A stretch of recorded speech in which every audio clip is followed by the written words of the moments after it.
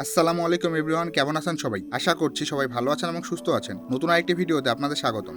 বাংলাদেশের CC limit 375 CC, কিন্তু আমাদের স্বপ্নের কোনো লিমিট রয়েছে? অবশ্যই না। যদি আমাকে কেউ জিজ্ঞাসা করে আপনার ড্রিম বাইক কোনটি, আমি কোনো চিন্তা ছাড়াই বলবো সুজুকি হায়াবুসা। এটি একটি মোটরসাইকেল না, এটি একটি ইমোশন। হায়াবুসার অপর নাম সুজুকি GSX 1300। GSX-R সিরিজে সর্বকনিষ্ঠ বাইক GSX 150R, যা বাংলাদেশে অ্যাভেলেবেল রয়েছে, যাকে বলা যায় 150 সিসি সেগমেন্টের গতির রাজা।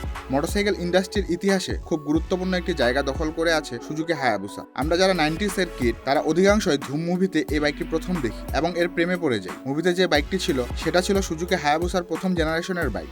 এই বাইকটি আপডেট হতে হতে এখন থার্ড জেনারেশন চলে এসেছে, কিন্তু মানুষের প্রতি এর টান কমেনি কোনো অংশে। আজকের ভিডিওতে আমরা কথা বলতে যাব the one and only legendary Suzuki হায়াবুসাকে নিয়ে। কি কি অ্যাডভান্স ফিচার্স রয়েছে এই বাইকে, বাইকটি কেন এত বেশি পপুলার, বাংলাদেশে কি কখনো আসতে পারে বা আসলে সম্ভাব্য দাম কত হতে পারে, ইত্যাদি নিয়েই আজকের ভিডিও। তো চলুন কথা না বাড়িয়ে মূল ভিডিওতে চলে যাওয়া যাক।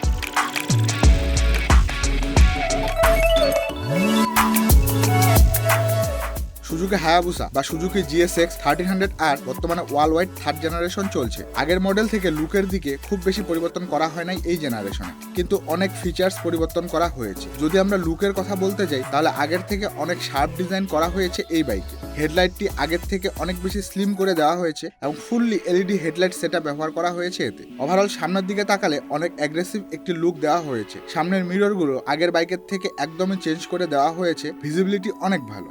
বাইকে বিভিন্ন জায়গায় ক্রোম এলিমেন্ট ব্যবহার করার কারণে পুরো বাইকের লুকটাই চেঞ্জ হয়ে গিয়েছে, দেখতে অনেক প্রিমিয়াম মনে হয়। এই বাইকের মেইন চেঞ্জেস করা হয়েছে পেছনের দিকে, আগের থেকে অনেক বেশি অ্যাগ্রেসিভ লুক দেওয়া হয়েছে। পেছনের টেল ল্যাম্প এবং ইন্ডিকেটরগুলো LED সেটআপে দেওয়া হয়েছে। আগে সিঙ্গেল টেল ল্যাম্প ব্যবহার করা হতো, এখন সেটা স্প্লিট করে দেওয়া হয়েছে। অনেক সুন্দর গ্রাফিক্স প্রদান করা হয়েছে এই বাইকে, বিশেষ করে জাপানিজ ল্যাঙ্গুয়েজে হায়াবুসা লেখাটি অন্যরকম লাগে।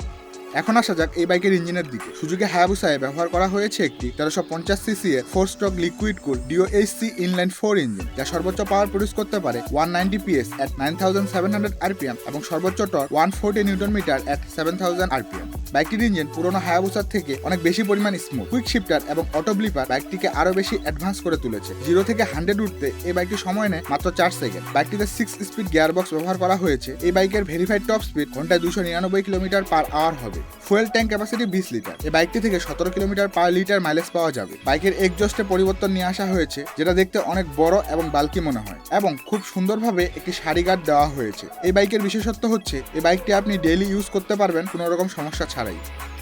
বাইকটির ওজন 266 KG, height 1165 mm, length 2180 mm, wheel base 1480 mm, ground clearance 125 mm এবং বাইকটির সিট হাইট 800 mm। অর্থাৎ শর্ট হাইটের রাইডাররাও বাইকটি ইজিলি রাইড করতে পারবে। কিন্তু ওজনের বিষয়টা মাথায় রাখতে লাগবে, কারণ সবাই এই ওয়েট নিতে পারবে না। বাইককে মুভ করতে আপনার অনেক বেশি প্রবলেম হবে এবং এর টার্নিং রেডিয়াস অনেক বেশি। বাইকটিতে স্প্লিট সিট ব্যবহার করা হয়েছে, দুজন বসে খুব ইজিলি রাইড করতে পারবেন। তাছাড়া লং ট্যুরে এর সিট আপনাকে অনেক বেশি কমফোর্টেবল ফিল করাবে। এটি স্পোর্টস এবং কমিউটার মিক্সড একটি বাইক। বাইকটির সামনের দিকে inverted telescopic coil spring well damped suspension এবং পেছনের দিকে link type coil spring well damp suspension ব্যবহার করা হয়েছে, যেটা অ্যাডজাস্টেবল। সাসপেনশনগুলো অয়েল টিউন এবং ভেরি গুড। যত ভাঙ্গা রোড দিয়ে যান না কেন, আপনার কাছে কিছু মনেই হবে না, এত বেশি স্মুথ। ব্রেকিং সিস্টেম হিসেবে রয়েছে ডাবল ডিস্ক ব্রেক এবং পেছনে single brake with dual channel ABS। This brake are fantastic. Brembo এর ব্রেকিং সিস্টেম ব্যবহার করা হয়েছে, যেটি one of the premium braking system. এই বাইকে হিল হোল্ড ফিচার্স দেওয়া হয়েছে, যেটা সচরাচর অ্যাডভেঞ্চার বাইকগুলোতে দেওয়া হয়। টায়ারের কথা বলতে গেলে এর সামনে 120, 70, 17 সেকশনের টিউবলেস টায়ার এবং পেছনে 190, 50, 17 সেকশনের টিউবলেস টায়ার ব্যবহার করা হয়েছে। বাইকটিতে আরও ব্যবহার করা হয়েছে 3 পার্ট হ্যান্ডেলবার। হ্যান্ডেলবারটি আগের বাইকের থেকে আরেকটু কাছে নিয়ে আসা হয়েছে, যেন রাইডার বাইকটি ইজিলি রাইড করতে পারে। তবে এর ফুট প্যাকগুলো অনেক উপরে দেওয়ার কারণে এটি অ্যাগ্রেসিভ পোস্টার পাওয়া যায়। বাইকটিতে অ্যানালগ স্পিডোমিটার দেখতে পাওয়া যাবে, যেটা দেখতে আগের হায়াবুসার মতোই আছে এবং দেখতে অনেক সুন্দর লাগে। মাঝখানে একটি TFT ডিসপ্লে দেওয়া হয়েছে, যেখানে আপনি রাইডার ইনফরমেশন সিস্টেম দেখতে পাবেন, যাতে ফিচার্স হিসেবে রয়েছে odometer, trip meter, riding modes, clock, battery voltage, fuel range, fuel indicators, low oil indicator, turn lap, traction control, cruise control, launch control, high speed limited, side stand cut off এবং most important gear position indicator.